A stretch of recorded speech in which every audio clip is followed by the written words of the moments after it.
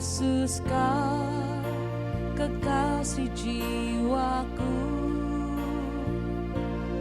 kau telah ubahkan hidupku menjadi ciptaan yang baru. Kau telah korbankan hidupmu, darahmu hapuskan dosaku. Yesus kau selamatkan hidupku, Engkaulah segalanya bagiku. Mau selalu menyenangkanmu,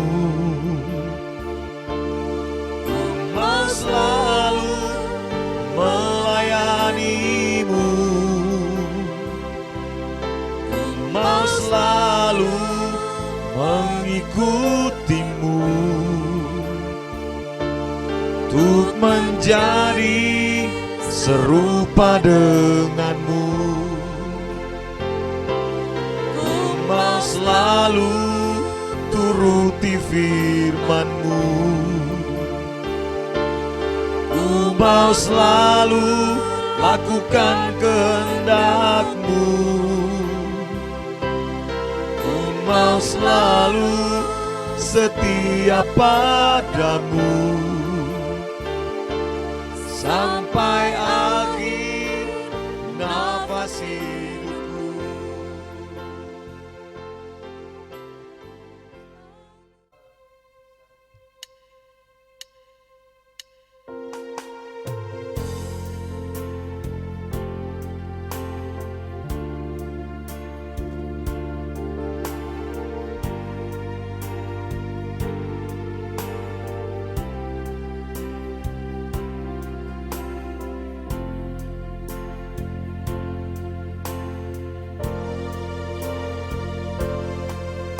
Betapa ku mencintaimu, Yesus kau kekasih jiwaku, kau telah ubahkan hidupku menjadi ciptaan yang baru. Kau telah korbankan hidupmu, darahmu hapuskan dosaku. Yesus kau selamatkan hidupku, Engkaulah segalanya bagiku. Mau selalu menyenangkanmu, mau selalu melayanimu, mau selalu mengikutimu, untuk menjadi serupa denganmu. Mau selalu turuti firman-Mu, mau selalu lakukan kehendak-Mu, mau selalu setia padamu sampai akhir nafas hidupku. Mari kita siapkan hati kita. Kita akan sama-sama menyembah Tuhan. Kita mau tinggikan namanya, Bapa yang mulia. Haleluya.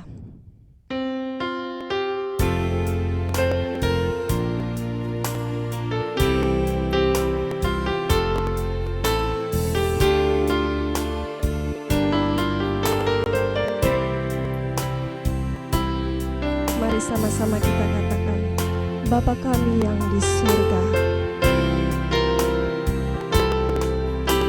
Bapa kami yang di surga, betapa Engkau mulia.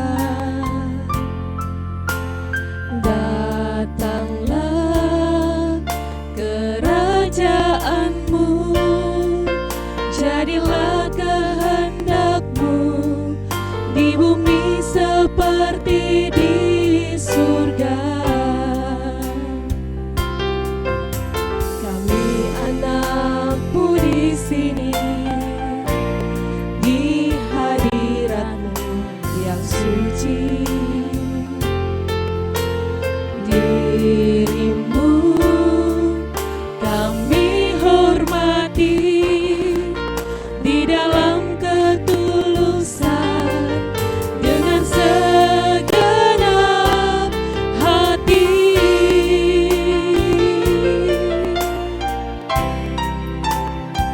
Sebab hanya Engkaulah yang empunya kuasa, kerajaan, kemuliaan. Biar semua yang hidup, yang telah Kau ciptakan, mengagungkan, memuliakan nama-Mu. Mari lebih sungguh-sungguh kita angkat pujian ini, kita sembah Dia. Bapa kami yang di surga, Betapa Engkau mulia, betapa Engkau mulia.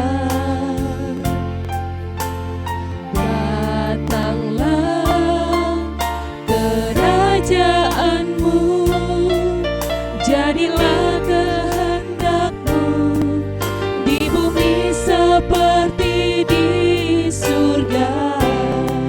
kami anak-anak-Mu. Kami anak-Mu di sini, di hadirat-Mu yang suci. Diri-Mu kami hormati di dalam ketulusan dengan segenap hati. Sebab hanya Engkaulah, haleluya, Sebab hanya Engkaulah yang empunya kuasa, kerajaan, kemuliaan. Biar semua yang hidup, yang telah Kau ciptakan, mengagungkan,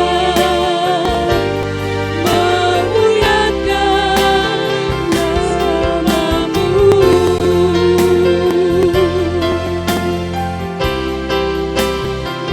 Sebab hanya Engkaulah yang empunya kuasa, kerajaan, kemuliaan.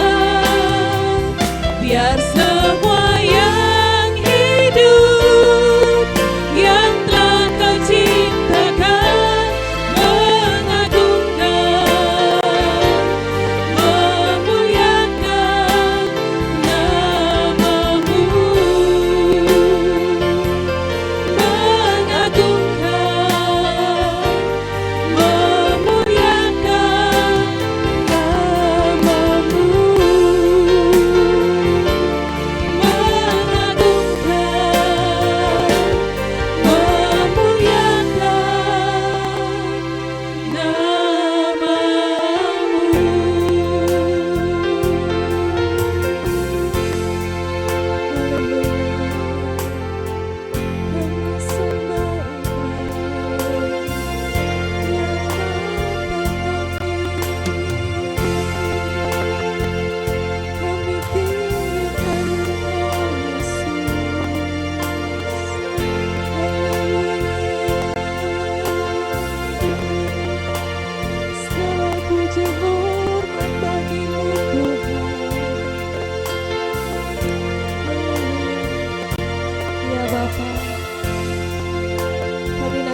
bersyukur kepadamu, sebab hanya Engkaulah Allah kami, Allah yang maha kudus, Engkau Allah yang maha mulia. Kau kami sembah Tuhan. Kami bersyukur Tuhan di sore yang teduh ini, kami boleh ada bersama-sama dalam hadirat Tuhan. Kami naikkan puji, syukur dan sembah kami bagi-Mu ya Bapa. Dimanapun kami berada saat ini Tuhan, hadirlah di tengah-tengah kami. Kami taruh jam ibadah kami pada sore hari ini ke dalam tangan kasih-Mu ya Bapa. Tuhan memberkatinya. Haleluya, haleluya, amin. Puji nama Tuhan. Mari kita semua berdiri, kita mau menaikkan syukur dan pujian kita bagi Tuhan. Sekalipun kita tidak bertemu, tapi tidak mengurangi sukacita kita ada dalam Tuhan, amin. Mari kita bersorak-sorak bagi Tuhan. Kita mau tinggikan namanya. Haleluya.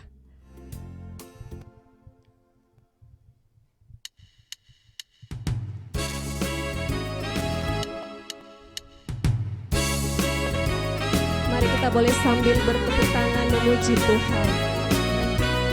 Inilah saatnya. Inilah saatnya kita berbalik jumpa, bernyanyi bersama, memuji namanya.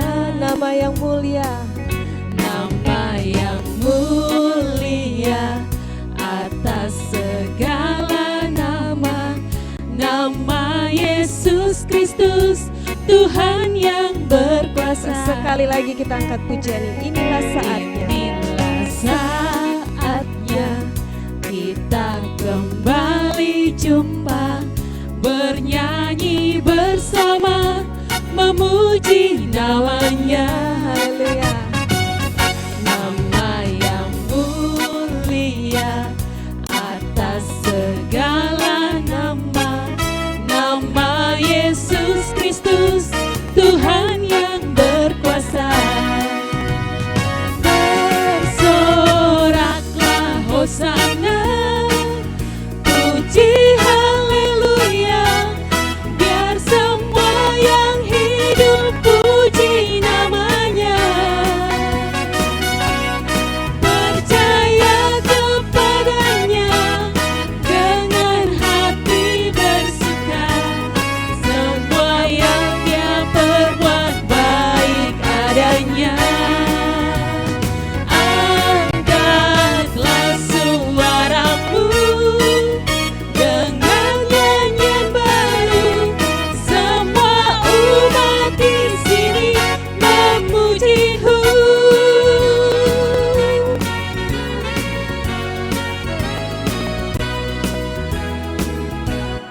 Inilah saatnya kita kembali jumpa, bernyanyi bersama, memuji namanya.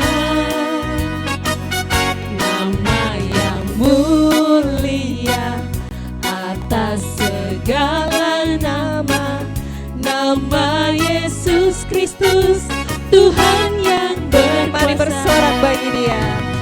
Bersoraklah hosana, puji haleluya, biar semua yang hidup puji namanya. Percaya kepadanya dengan hati bersuka, semua yang dia perbuat baik adanya. Angkat suara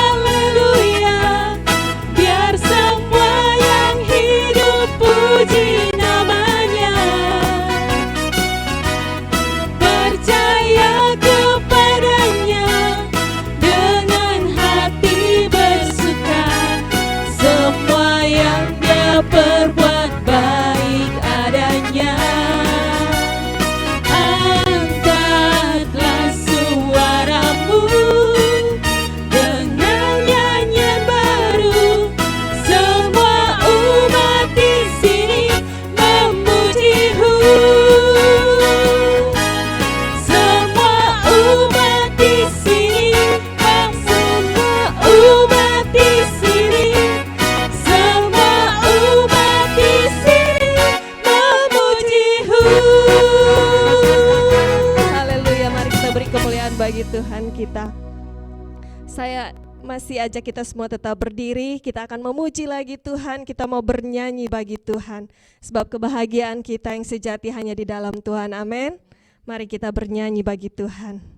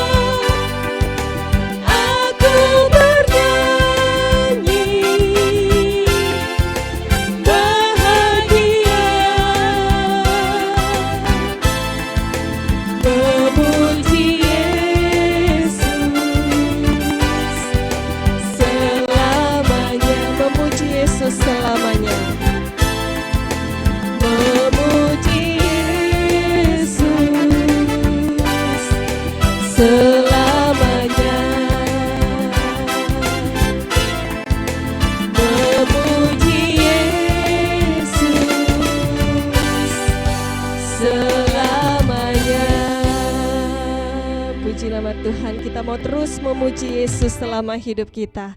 Silakan duduk kembali. Kita akan siapkan hati kita untuk dilawat oleh kebenaran firman Tuhan. Mari kita sungguh-sungguh siapkan hati kita di hadapan Tuhan. Kita akan sama-sama menyanyikan, jiwa kami merindukan Engkau Tuhan. Sebab Engkau Allah satu-satunya dalam kehidupan kami. Engkau penolong dalam kehidupan kami. Haleluya.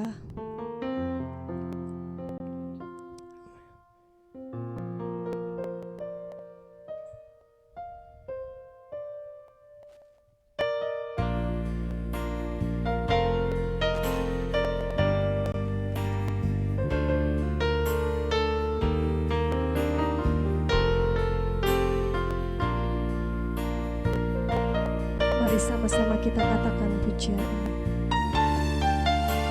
Jiwaku merindukan-Mu, ya Allahku.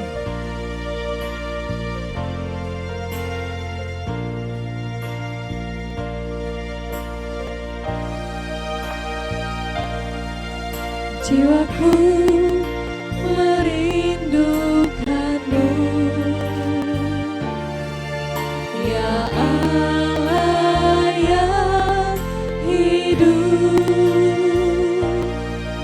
Jiwaku haus kepadamu,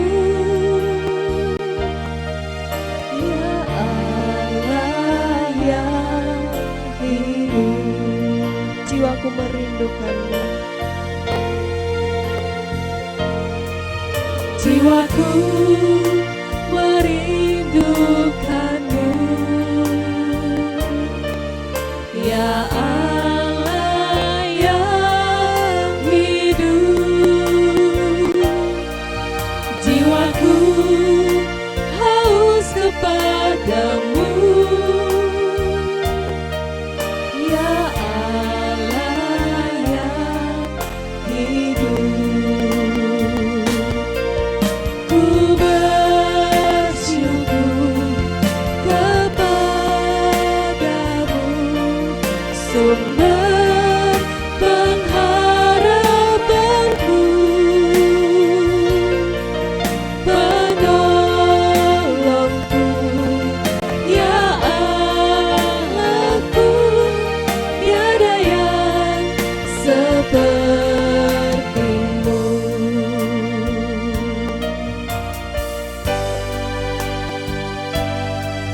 Jiwaku merindukanmu, ya Allah yang hidup. Jiwaku haus kepadamu, ya Allah yang hidup. Ku bersyukur. Ku bersyukur kepadamu,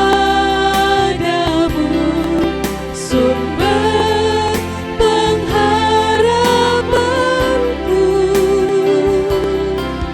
penolongku, ya Allahku, tiada yang sepertimu. Ku bersyukur kepadamu, sumber pengharapanku,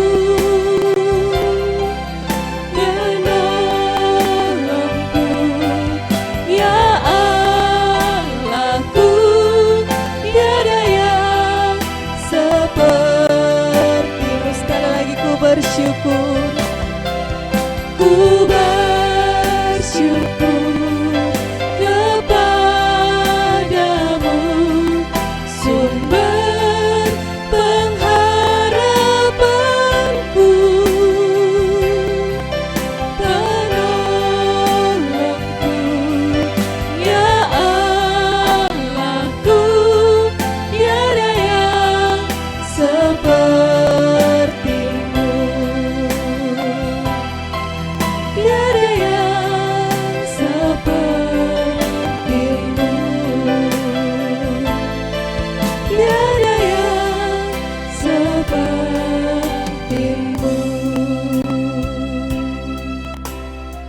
Ya Bapa, ini kami anak-anak-Mu.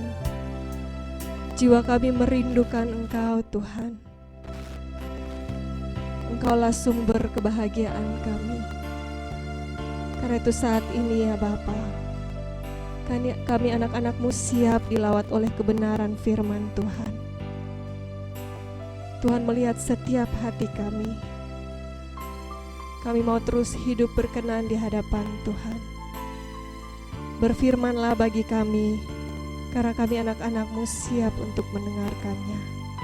Di dalam nama Tuhan kami Yesus Kristus, firman yang hidup kami berdoa. Haleluya. Amin. Kepada Bapak Joni Kilapong, saya persilahkan. Shalom Bapak Ibu. Hari ini kita akan melanjutkan pembahasan kita dari tema beragama tapi tak bertuhan untuk sesi yang ketiga. Subtema, saya mengambil subtema pada saat ini adalah sikap Tuhan Yesus menghadapi orang beragama tapi tak bertuhan. Mari kita lanjutkan pembahasan kita. Markus pasal yang ke-7 ayat yang ke-8, terjemahan baru Lembaga Alkitab Indonesia. Dengan melepaskan perintah Allah, kamu berpegang erat pada tradisi manusia. Ini kata Yesus, ya. Yohanes pasal 13 ayat 35. Ini menjadi ayat-ayat dasar kita untuk pembahasan kita pada setiap sesi dari tema beragama tapi tak bertuhan. Yohanes 13 ayat 35, AYT, versi AYT. Dengan inilah semua orang akan tahu bahwa kamu adalah murid-muridku, jika kamu mempunyai kasih di antara kamu. Berikutnya, Galatia 1 ayat 13-14. Sebab kamu telah mendengar tentang hidupku, ini kata Paulus kepada jemaat Galatia. Ini jemaat rintisan dan binaan Paulus. Dahulu dalam agama Yahudi, tanpa batas aku menganiaya jemaat Allah dan berusaha membinasakannya.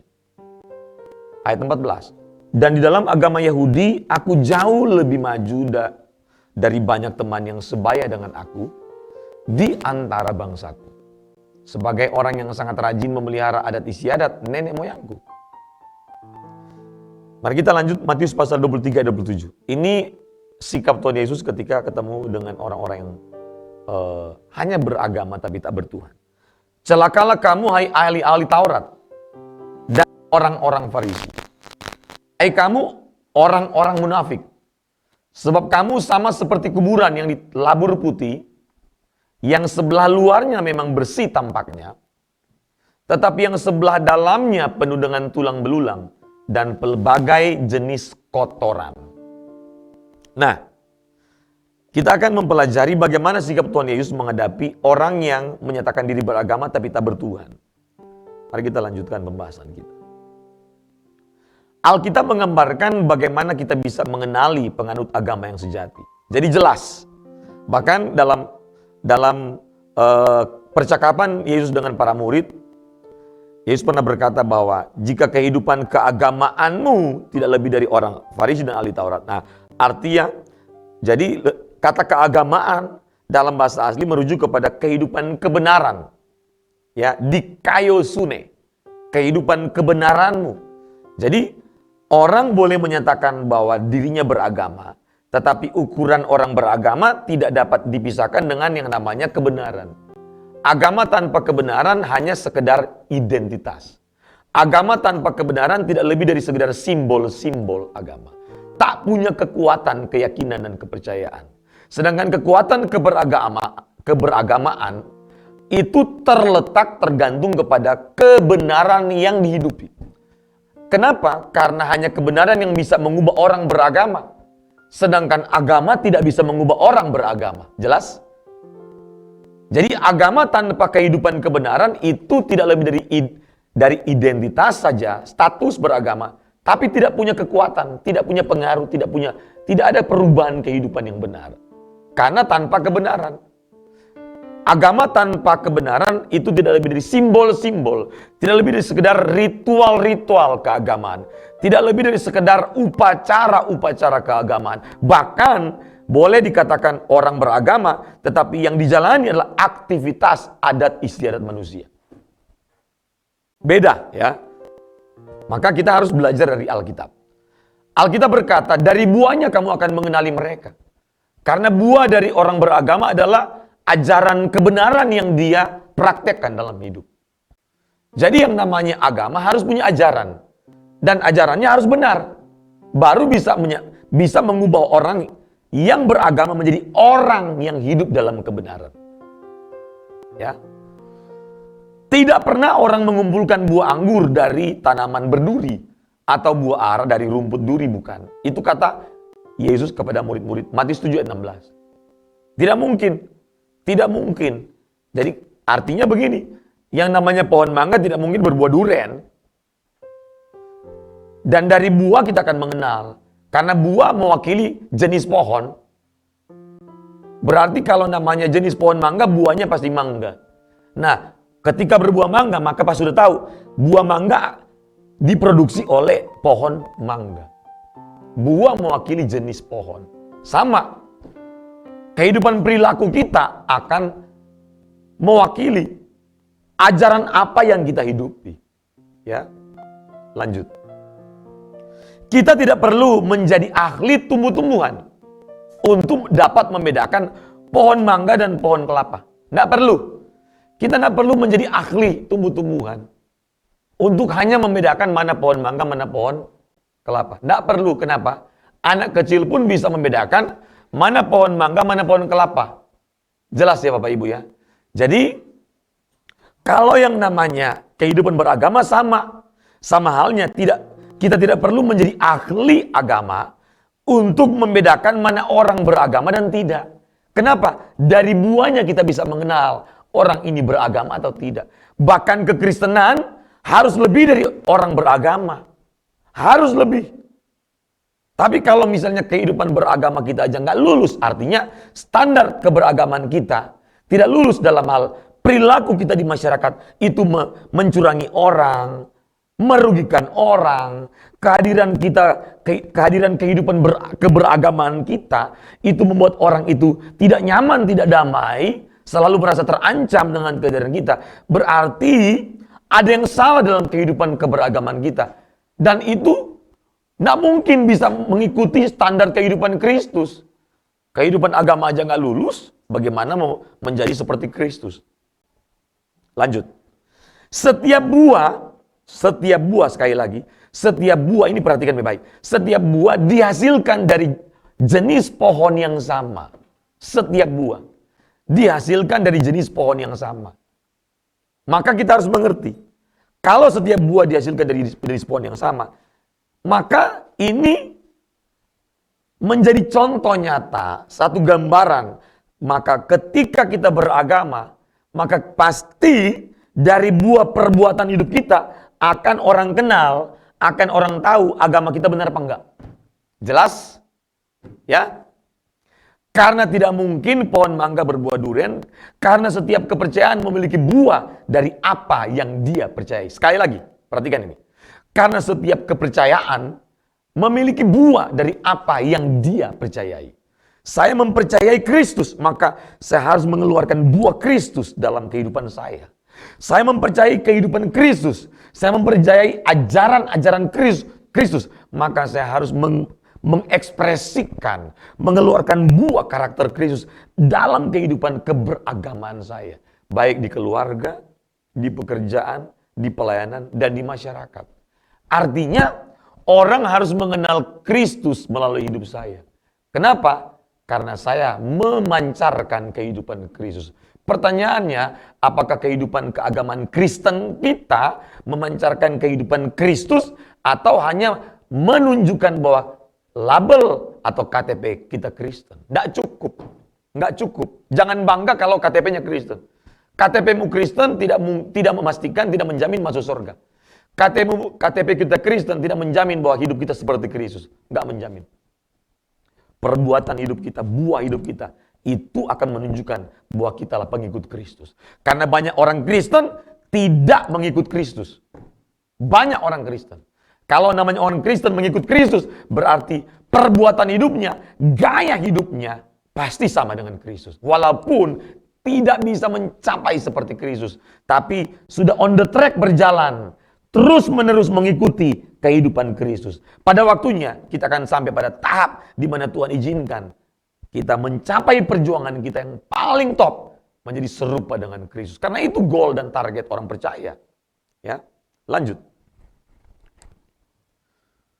Agama yang sejati mengajarkan kebenaran dari firman Allah atau Alkitab. Jadi agama Kristen harus menjadi agama yang betul-betul mengajarkan kehidupan Kristus. Bukan hanya mengajarkan doktrin-doktrin agama Kristen, tetapi perbuatan hidup umat Tuhan tidak mewakili Kristus. Makanya Mahatma Gandhi pernah komplain. Dia bilang begini, Kristus aku suka, ajaran Kristus aku suka, tapi orang Kristen aku nggak suka. Kenapa? Dia pernah melihat perbuatan orang Kristen itu tidak sama dengan Kristus, tidak sama dengan ajaran Kristus. Kenapa? Karena Mahatma Gandhi baca Alkitab. Mahatma Gandhi tiap pagi, setiap hari sebelum beraktivitas, Kebiasaan Mahatma Gandhi itu membaca Matius pasal 5 sampai pasal 7. Itu kebiasaan Mahatma Gandhi. Makanya semua tulisan, pidato, ajaran, semua nilai-nilai, cara berpikirnya, semua apa yang dia sampaikan, itu semua diambil dari Alkitab, Matius pasal 5 sampai pasal 7. Khotbah di bukit, ucapan bahagia. Nilai-nilainya itu. Dari Matius pasal 5 sampai pasal 7 Anda bisa melihat, itu ajaran, itu undang-undang kerajaan Allah, itu konstitusi kerajaan Allah. Dan Mahatma Gandhi menghidupi itu. Bahkan dia bilang begini, kalau semua orang Kristen hidup mereka sama dengan Kristus, ini kata Mahatma Gandhi, kalau semua orang Kristen hidupnya sama dengan Kristus, pasti seluruh dunia akan menjadi Kristen. Itu kata Mahatma Gandhi. Wah, saya waktu baca kaget saya. Dan saya pikir-pikir, saya renungkan, wah benar. Karena kalau orang hidup langsung lihat gaya hidup Kristus yang sebenarnya, pasti orang tidak akan ragu untuk mengikuti dia. Dan kita harus mewakili, kita menjadi duta Kristus. Maka 1 Yohanes 2 ayat 6 berkata, barang siapa mengaku ada dalam dia, maka ia wajib hidup sama seperti Kristus hidup. Tidak cukup kita menyatakan diri bahwa kita orang beragama dan beragama Kristen. Tuhanku Kristus. Tapi Kristus tidak menjadi Tuhan dalam hidup. Kristus hanya menjadi Tuhan dalam bibir, pengakuan. Tapi Kristus tidak bisa menjadi Tuhan dalam perbuatan. Kristus harus menjadi Tuhan dalam perbuatan hidup kita. Tidak cukup Kristus hanya menjadi Tuhan dalam perkataan kita. Nggak cukup. Sekali lagi, Kristus harus menjadi Tuhan dalam perbuatan hidup kita. Tidak cukup hanya menjadi Tuhan dalam perkataan saya dan saudara. Makanya banyak hamba Tuhan khotbah, tapi sekedar berkhotbah. Tapi tidak komitmen, tidak mau berjuang menjadi serupa dengan Kristus. Apakah gampang menjadi serupa dengan Kristus? Enggak gampang, berat. Tapi kita butuh perjuangan. Harus berjuang. Karena itulah perjuangan yang tidak pernah sia-sia. Perjuangan apa itu, Pak? Perjuangan menjadi serupa dengan Kristus. Itulah pencapaian prestasi iman tertinggi ketika kita menjadi serupa dengan Kristus Yesus. Wow. Jadi agama yang sejati mengajarkan kebenaran dari firman Allah. Karena memang produk agama adalah firman Allah. Produk agama adalah kebenaran. Dan kekristenan atau agama Kristen, produknya adalah Alkitab. Alkitab adalah kebenaran absolut, mutlak. Alkitab adalah firman Allah. Dan Kristuslah firman Allah itu. Sehingga kalau kita mengakui bahwa Alkitab adalah firman Allah dan Kristus sebagai firman Allah, maka firman Kristus itu harus keluar dari perbuatan hidup saya dan saudara. Orang harus bisa melihat dan bisa merasakan kehadiran kita. Bahwa betul-betul Kristus nyata dalam hidup saya dan saudara. Itu baru beragama sejati. Kristen sejati menghadirkan Kristus, bukan sekedar KTP-nya Kristen. Lanjut. Posisi kekristenan sebagai agama. Agama yang sejati membantu orang-orang mengenal Allah dan hidup dalam persekutuan dengan Tuhan Yesus. Jadi kalau kita bilang kita agama Kristen, maka kekristenan sejati adalah kita akan menjadikan hidup kita untuk membawa orang-orang mengenal Allah. Itu harus begitu. Dan setiap hari kita akan bersekutu dengan Tuhan Yesus yang kita mengakui sebagai Tuhan. Karena kita akan belajar nanti. Namanya agama bicara 3. Jadi agama itu bicara 3. Ada namanya umat atau manusia, ada namanya Tuhan, ada namanya ajaran. Setuju? Berarti kalau cuma ajaran yang kita yakini, tapi Tuhan tidak pernah berkuasa atas hidup kita, itu belum lengkap. Mari kita lanjut. Agama yang sejati mengutamakan kerajaan Allah, bukan pemerintahan manusia, sebagai satu-satunya harapan umat manusia. Kenapa? Agama sejati berharap sama Tuhan. Anda bayangkan nggak kalau orang beragama membangun kerajaan manusia? Pertanyaannya, harapan kita, harapan yang kekal atau harapan fana? Pasti fana. Kenapa? Tidak ada manusia yang bisa menjamin hidup kita untuk mendapatkan hidup kekal. Tidak ada jaminan hidup kekal dalam diri manusia. Maka ingat baik-baik, yang namanya kekristenan harus membangun kerajaan Allah, bukan kerajaan pribadi. Pastikan kita bangun adalah kerajaan Allah, kerajaan Kristus. Oh Pak, mana kerajaannya? Bukan kerajaan fisik, tapi pastikan Kristus menjadi raja atas hidup saya dan saudara. Amin. Jadi namanya pemerintahan kerajaan Allah itu ketika Kristus dijadikan raja atas hidup kita. Tidak cukup kita menjadikan raja, Kristus sebagai raja dalam sejarah. Nggak cukup. Tidak cukup kita menjadikan Kristus sebagai raja dalam kekristenan KTP. Tidak cukup. Tidak cukup kita mengakui Kristus sebagai raja di dalam pengakuan lidah. Tidak bisa, tidak cukup. Jadikan Kristus sebagai raja yang merintah sepenuhnya atas hidup saya dan saudara. Amin. Itu baru benar. Itu baru benar. Anda lihat orang-orang yang mengaku beragama hari ini. Coba lihat ulama-ulama yang ngomong beragama atas nama agama, tapi hidupnya tidak memancarkan sedikit pun satu sifat Allah. Apakah sifat Allah? Karena orang kalau mengaku beragama pasti dia percaya kepada Allah. Dan orang yang percaya kepada Allah pasti dia akan mengikuti ajaran Allah. Apa itu ajaran Allah? Mengasihi Allah, mengasihi sesama. Allah itu punya sifat kasih, damai, cinta kerukunan, suka menolong orang, suka mengampuni. Itu namanya sifat-sifat Allah. Dia maha hadir, oke, betul, maha kuasa. Tapi sifat-sifat Allah dalam hal moral, itu harus nyata. Mengasihi, mengampuni, memberikan, mendamaikan orang. Bukan menyampaikan ujaran kebencian. Provokator untuk benci pemerintah, malah pemerintah. Itu bukan orang yang mewakili Allah. Sedangkan yang namanya pendeta, romo, pemimpin agama, ulama, mereka itu mewakili Allah bentuk berbicara. Jangan Anda sembarangan berbicara, mengatasnamakan pemimpin umat, mengatasnamakan Tuhan Allah, tapi mulutmu tidak memancarkan perkataan Allah. Bahaya. Maka jangan percaya dengan pemimpin seperti itu. Berbahaya sekali. Makanya banyak orang beragama tapi tak bertuhan. Bertuhan berarti apa? Menjadikan Tuhan yang menjadi raja dan menguasai hidup saya dan saudara. Bukan kita suka-suka hidup, suka-suka ngomong terserah. Seenak udel. Oh nggak bisa. Nggak pantas kalau pemimpin agama itu seenak udel kalau ngomong. Menyampaikan ujaran kebencian, memprovokasi orang, sampai ngomong penggal kepala dan segala macam. Itu nggak pantas, tidak pantas. Jangankan ngomong penggal kepala, maki aja nggak boleh. Maki aja nggak boleh. Itu mohon maaf ya, di sekolah kita aja generasi unggul, atau anak sekolah minggu di gereja, itu aja dilarang maki loh. Itu pelajaran sekolah minggu. Tapi ada ulama maki loh. Ngomong kotor. Artinya begini, ajaran anak kecil aja Anda nggak lulus. Kok Anda bilang Anda ulama? Bingung saya. Pemimpin agama, bingung saya. Bingung. Saya terus terang bingung. Kasihan bangsa kita kalau dipenuhi dengan orang seperti ini. Dan kalau pengikutnya, ngikut lagi. Aduh. Anda bayangkan, media disalahgunakan. Harusnya media digunakan untuk menyampaikan kebenaran, suara kebenaran. Tapi banyak media digunakan untuk memprovokasi orang melawan pemerintah, melawan agama-agama yang lain. Tuhan tidak pernah membenci orang. Tidak ada kebencian dalam diri Allah. Tidak ada ujaran kebencian dalam mulut Allah.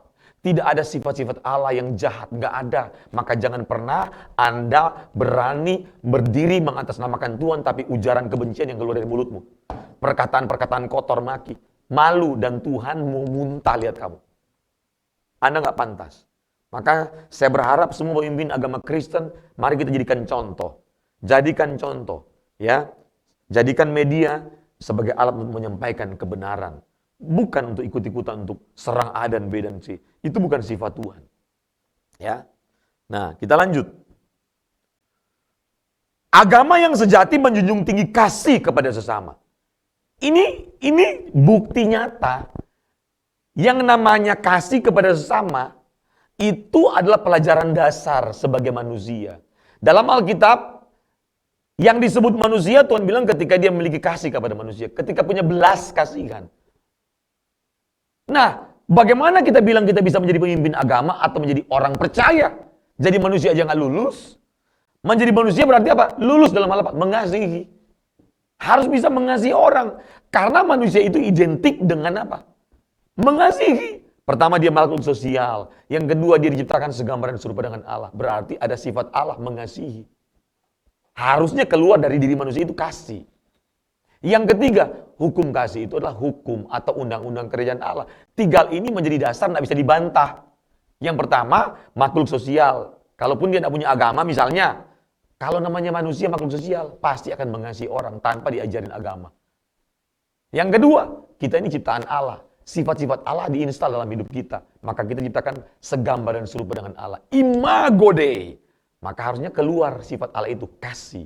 Yang ketiga, kasih menjadi hukum. Baik di Kristen, Yahudi, dan Muslim.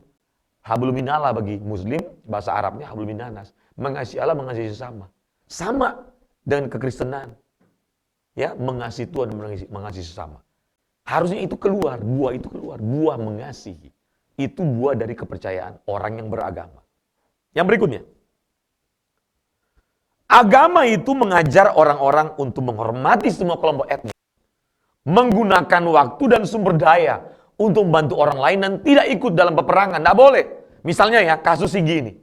Secara manusia kita itu membara darah kita ketika membaca saudara-saudara kita itu dibantai, dibunuh, ada yang dipenggal kepala, ada yang dibakar. Ini manusia tetapi berhati binatang yang melakukan.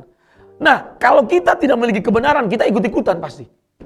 Bahaya bisa terpancing. Tapi karena kebenaran, karena kita mengenal Allah yang benar, maka kita tidak boleh membalas kejahatan dengan kejahatan. Tapi kita harus menyuarakan keadilan bagi bangsa ini.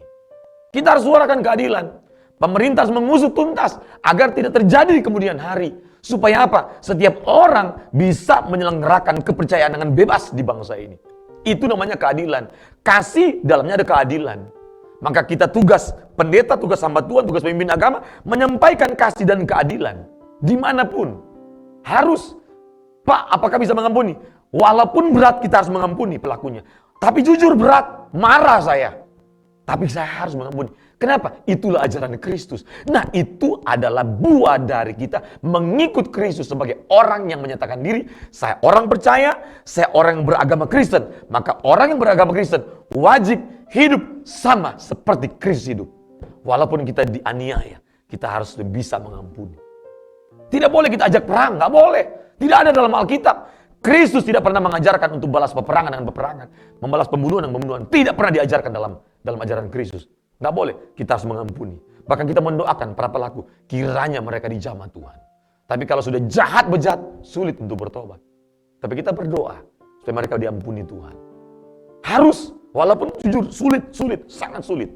Tapi itulah ajaran kekristenan. Ajaran Kristus. Anda bayangkan ketika Kristus disalib, Kristus mampu untuk mengampuni orang yang menyalibkan Kristus. Dan itulah ajaran Kristus. Ketika kita melihat Kristus tersalib, maka perkataan dari mulut Kristus itu luar biasa. Bukan perkataan kotor, bukan perkataan sungut-sungut, bukan perkataan marah, bukan perkataan ujaran kebencian, bukan perkataan-perkataan kasar. Tidak ada perkataan kasar dalam mulut Kristus. Satu kata pun, tidak ada. Maka dia bilang, ya Bapa, ampunilah mereka, sebab mereka tidak tahu apa yang mereka perbuat. Ke dalam tanganmu kuserahkan nyawaku. Waduh, itu luar biasa. Dan itu yang menginspirasi kita. Kita harus mengikuti gaya hidup seperti Kristus. Dalam keadaan dianiaya, kita mampu mengampuni. Amin. Dalam keadaan diperlakukan tidak adil, kita mampu mengampuni. Dalam perkataan yang luar biasa, dalam mendengarkan perkataan-perkataan yang berat, yang caci maki dari orang, kita masih memberikan pengampunan kepada mereka. Dalam keadaan terjepit, kita masih percaya kepada Tuhan dan tetap mengampuni musuh-musuh kita. Itulah gaya hidup Kristus. Dan itulah kekristenan. Maka kekristenan harus mengikuti apa yang diajarkan Kristus. Dahsyat sekali Bapak Ibu. Nah, harus bisa menjadi seperti Kristus. Apa? Mengampuni. Memang jujur. Peristiwa Sigi kita tidak bisa bohong. Saya jujur. Hati saya marah. Jujur. Puji Tuhan. Kita mengikuti Kristus yang mengajarkan kita untuk mengampuni musuh kita. Mengampuni ketika kita dianiaya. Bertahan. Tetap berespon benar dalam keadaan ketika kita dianiaya. Tetap berespon benar, tetap berespon benar, tetap berespon benar. Itu yang Kristus ajarkan kepada kita. Mengasihi musuh sekalipun berat. Waduh, ini ujian. Memang ya peristiwa Sigi dan lainnya itu ujian buat kita orang Kristen. Dan kita harus bisa meresponi seperti Kristus meresponi. Ampunilah mereka karena mereka tidak tahu apa yang mereka perbuat. Tapi keadilan harus tetap berjalan. Pemerintah harus menyelesaikan tanggung jawabnya. Kenapa? Karena proses hukum Tuhan serahkan kepada pemerintah, bukan kepada orang Kristen, kepada gereja. Gereja tidak pernah Tuhan serahkan untuk menghukum orang, nggak pernah. Maka serahkanlah tanggung jawab itu kepada yang berwenang, yaitu pemerintah. Kita surahkan itu. Tapi bagian kita kerjakan, doakan, ampuni mereka. Wah, ajaran kekristenan hebat luar biasa. Ajaran Kristus hebat luar biasa.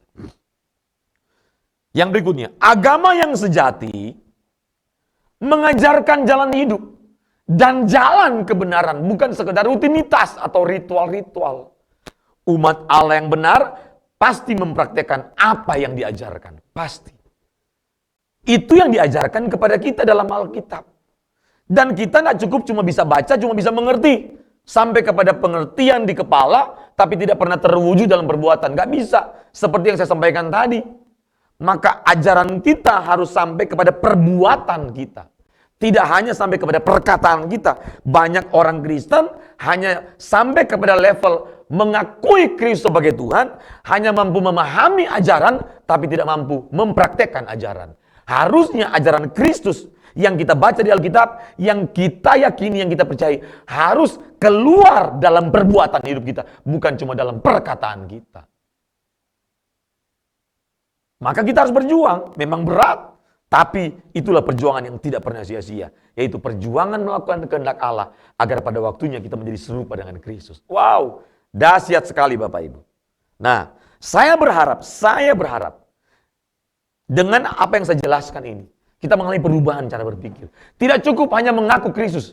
Tidak cukup hanya menjadikan Kristus dalam drama-drama, dalam perkataan, Kristus sebagai Raja, tapi tidak pernah nyata Kristus sebagai Raja dalam perbuatan hidup kita. Maka perbuatan hidup kita harus menunjukkan bahwa betul Kristus yang memerintah hidup saya dan saudara. Bukan cuma dalam perkataan, tapi perbuatan kita menunjukkan Kristus yang mendrive, yang menguasai, yang menuntun, yang memimpin hidup saya dan saudara. Maka kita dikatakan bahwa kitalah pengikut Kristus sejati. Kita memiliki kehidupan keberagaman Kristen yang benar seperti Kristus Yesus yang kita ikuti. Amin. Mari kita nyanyikan satu pujian ini Bapak Ibu. Satu yang ku perlu. Satu yang ku perlu. Coba. Satu yang ku perlu, ku mohon padamu, sempurna seperti Bapa, serupa dengan Yesus, teladanku. Ya Bapa, betapa rinduku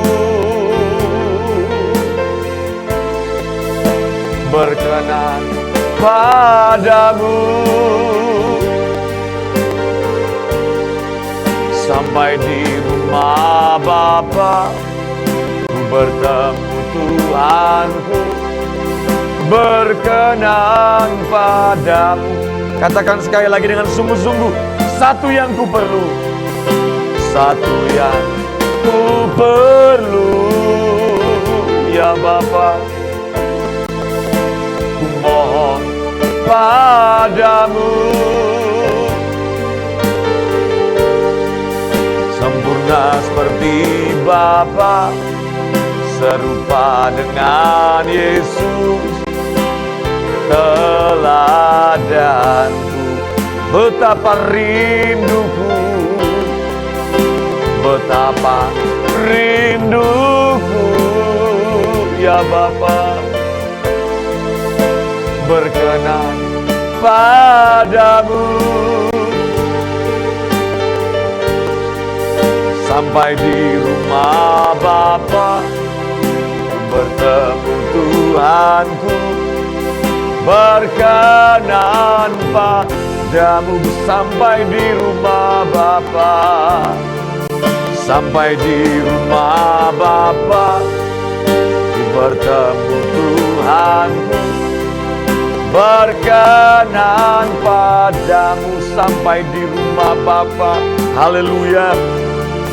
Sampai di rumah Bapa bertemu Tuhanku, berkenan padamu.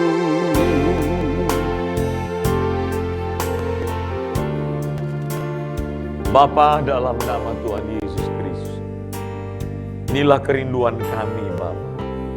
agar kami menjadi sempurna seperti Bapa, serupa dengan Kristus Yesus Tuhan kami.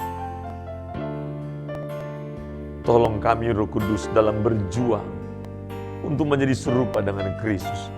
Dalam berjuang melakukan kehendak Bapa di surga. Tolong kami, tolong Bapa. Berkati semua orang yang telah mengikuti ibadah ini, dimanapun mereka ada. Hadirlah di rumah-rumah tangga mereka masing-masing. Berbicaralah kepada mereka Tuhan. Karena kami tahu kedatangan Tuhan tidak lama lagi. Dan kami mau mempersiapkan diri kami Bapa, sehingga kami tidak hanya sekedar beragama, tapi tak bertuhan. Kami menjadi orang Kristen yang menjadikan Kristus sebagai Tuhan penguasa hidup kami sepenuhnya. Terima kasih Bapa, berkati kami semuanya di akhir ibadah ini. Mari Bapak Ibu Saudara sekalian, angkat tanganmu dua-dua dan terimalah berkat Tuhan. Kiranya berkat dan anugerah daripada Allah Bapa, cinta kasih daripada Tuhan kita Yesus Kristus, penyertaan, tuntunan, pemeliharaan, dan pertolongan dari Roh Kudus menyertai kita mulai sore hari ini sampai Tuhan Yesus datang kembali, menjemput kita orang-orang saleh pulang ke rumah Bapa di surga, dan kita hidup kekal selama-lamanya bersama Kristus Yesus Tuhan kita. Haleluya. Bersama-sama katakan amin. Terima kasih, Tuhan berkati. Jangan lupa berikan like, berikan share kembali link ini, berikan komen, dan juga subscribe dan bunyikan loncengnya untuk mendapatkan notifikasi dari kegiatan-kegiatan kami semua di sini. Dan juga Bapak Ibu, jangan lupa bagikan minimal kepada 10 orang supaya mereka atau keluarga, sahabat kita, saudara kita diberkati dengan ibadah-ibadah dari Exousia Community. Hari Jumat jangan lupa ada ibadah Geni Nusantara jam 3 sore di YouTube channel Generasi Unggul. Ya. Terima kasih, Tuhan berkati. Shalom.